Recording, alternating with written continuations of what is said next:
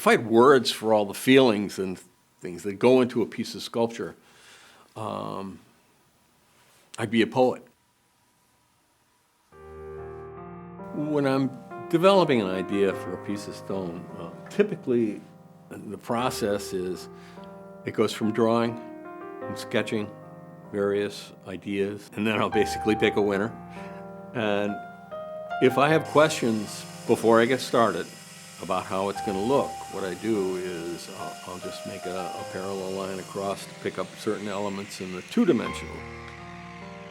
I'll start out with a scribble. I'll start out with a non-specific idea, something I want to see something linear, tall. I want to see something more broad. Sometimes it depends on the stone that I have. Many times when I'll have an idea and we'll wait years for the right stone. Sometimes the reverse is true. Sometimes I'll have a stone, a beautiful stone, and the right idea for that stone comes years later. They have to fit together. The color, the striations in the stone, sometimes they'll go reverse to the idea that I have and that flow of the energy. You know, I've done a lot of figures without a head. And sometimes, when I do that, I'm looking for the energy of the core of the piece. I'm looking to synthesize the energy of the piece down to its simplest form. You know, your eye is drawn to the most interesting parts of it, and of course a figure with a head, the face is the most interesting part. And you lose sometimes the energy of the flow of the lines. I never had any art training at all. My grandmother was an artist. You know, she was showing me how to paint when I was like 8. I actually learned a lot from Michelangelo, photographs of some of his early tondos, which actually show the carving directions, and he would use the claw or the tooth chisel and follow the lines and the curves of the masses. And from that, looking at that, thinking about it, it helped me enormously in terms of how we worked on transitions between elements like the cheek, the line of the cheek that goes into the nostril, and how that actually works and how it's carved. Books were my teachers.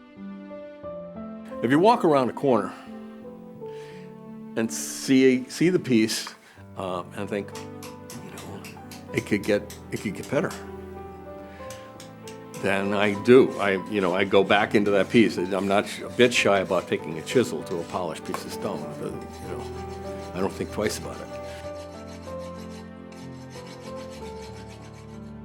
And oftentimes I'm very satisfied with a piece. It's my favorite piece when I finish it. I love it. And then, time goes by, and then I'm working on something else, and then that becomes my favorite. And there are some pieces that I do that I haven't shown and probably will never show. I get as far as that idea will go, and there are no more corrections to make, but it doesn't say what I need to say. Wax has become one of my favorite modeling materials. It's easy to work with. You can work on it 360 degrees by 360 degrees from all directions, and begin to work out the rhythms. And I've done many, many pieces that don't work.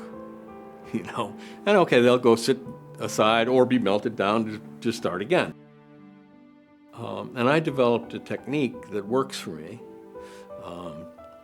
And I find as many reference points in space, in the stone, as I can. And that entails basically cutting an outline, so I've defined, where things are in space. If it goes up this way, if this sticks out, I know where that point is. You find the points that protrude. And you can do that by cutting out in two directions, this way and this way. So you start out with almost infinite number of reference points. And then I began carving around to develop the masses. But everything that you learn, everything that you see informs decisions as you're going through a piece.